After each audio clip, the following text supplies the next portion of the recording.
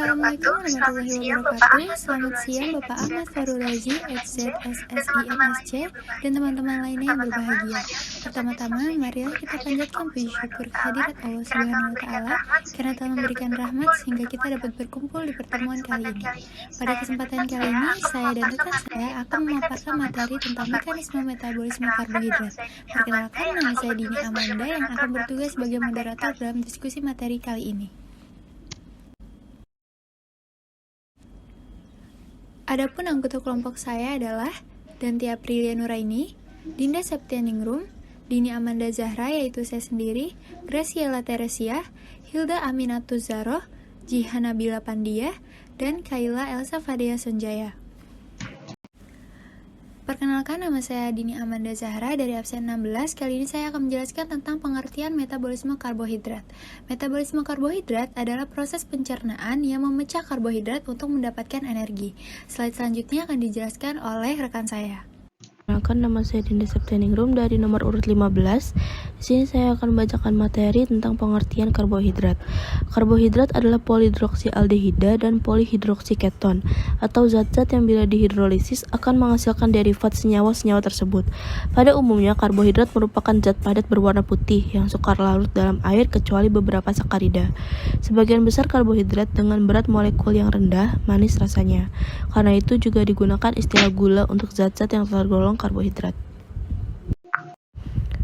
Terdapat 3 golongan karbohidrat yang utama, yaitu monosakarida, oligosakarida, dan polisakarida.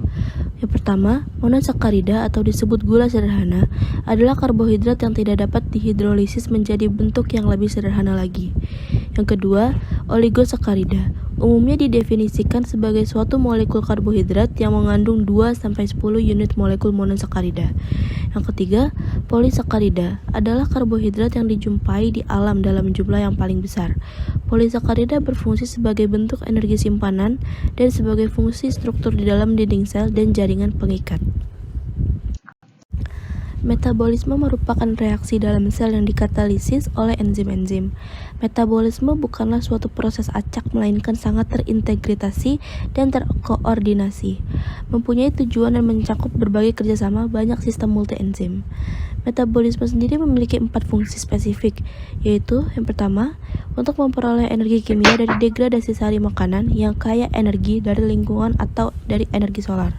Yang kedua, untuk mengubah molekul nutrien menjadi prekursor unit pembangun makromolekul nutrien menjadi prekursor unit pembangun makromolekul sel. Yang ketiga, untuk menggabungkan unit-unit pembangun ini menjadi protein, asam nukleat, lipid, polisakarida, dan komponen sel lainnya.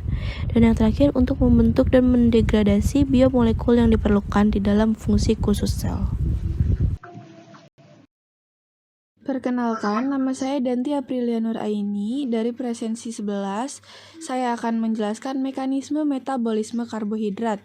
Yang pertama, ada glikolisis. Glikolisis merupakan pemecahan glukosa. Pada periode awal, dalam proses penyelidikan terhadap glikolisis ini, disadari bahwa peristiwa fermentasi di dalam ragi serupa dengan peristiwa pemecahan glukogen di dalam otot. Kalau suatu otot mengadakan kontraksi dalam media anaerob, yaitu media yang kandungan oksigennya dikosongkan, maka glikogen akan menghilang dan muncul laktat sebagai produk akhir yang utama. Seperti pada gambar yang tertera pada PowerPoint, jika oksigen diambil, maka proses aerob terjadi kembali, dan glikogen kembali muncul, sedangkan laktatnya menghilang. Namun, jika kontraksi otot tersebut berlangsung dalam keadaan aerob, laktat tidak akan menumpuk dan piruvat menjadi produk glikolisis. Sebagai hasil pengamatan metabolisme karbohidrat lazim, dipisahkan menjadi fase anaerob dan juga aerob. Reaksi yang terjadi dalam glikolisis dalam keadaan dengan atau tanpa oksigen tetap sama. Yang berbeda hanya jumlah reaksi dan juga produk akhirnya. Kalau pasokan oksigen berkurang, maka oksidasi kembali NADH yang terbentuk dari NAD saat glikolisis itu akan terganggu.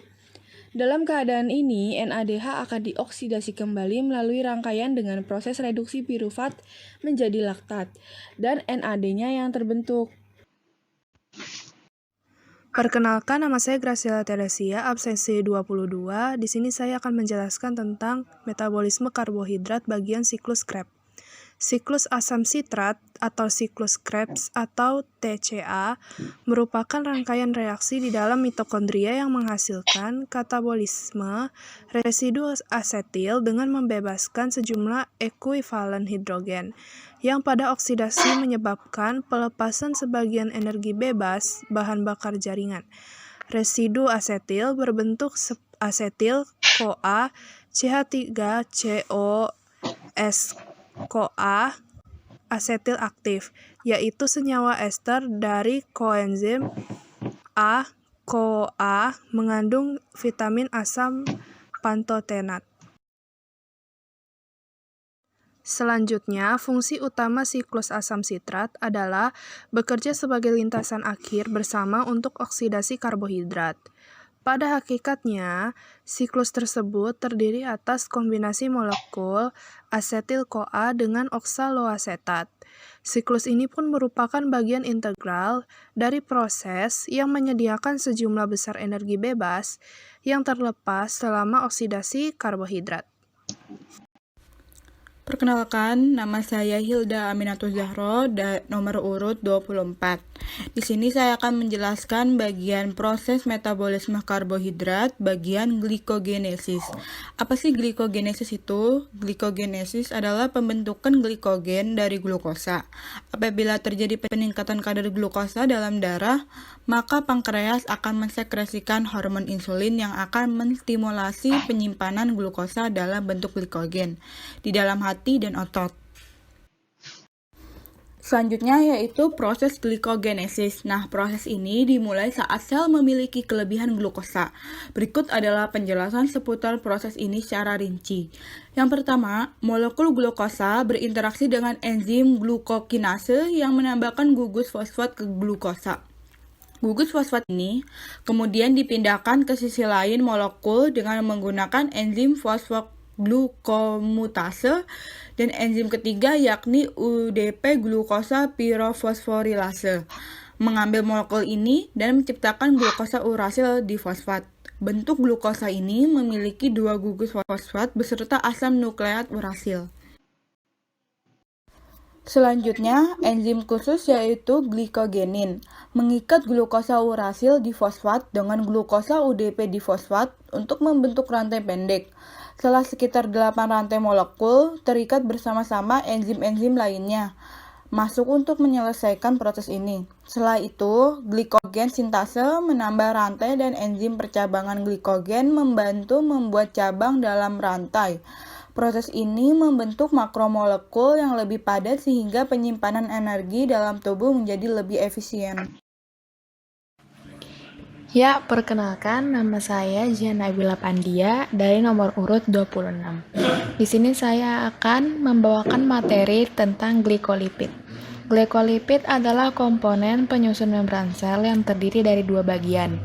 Bagian pertama adalah ekor yang terdiri dari gugus lipid yang bersifat hidrofobik atau menolak air. Sedangkan bagian keduanya adalah satu atau lebih gugus gula yang bersifat hidrofilik, yang berkebalikan yaitu menarik air. Kedua bagian ini dihubungkan oleh ikatan glikosidik. Glikolipid memainkan peran struktural untuk menjaga stabilitas membran sel. Glikolipid juga berfungsi memfasilitasi komunikasi sel dengan lingkungan sekitar dengan berperan sebagai reseptor, pengikat protein, dan regulator transduksi sinyal. Kemudian, beberapa zat seperti ion, karbon dioksida, dan oksigen dapat bergerak bebas melalui lapisan glikolipid yang bersifat semi-permeabel ini. Proses ini terjadi dengan proses difusi, namun partikel lain tidak bisa lewat karena membran ini berfungsi sebagai penghalang molekul tertentu saja. Maka terjadi perbedaan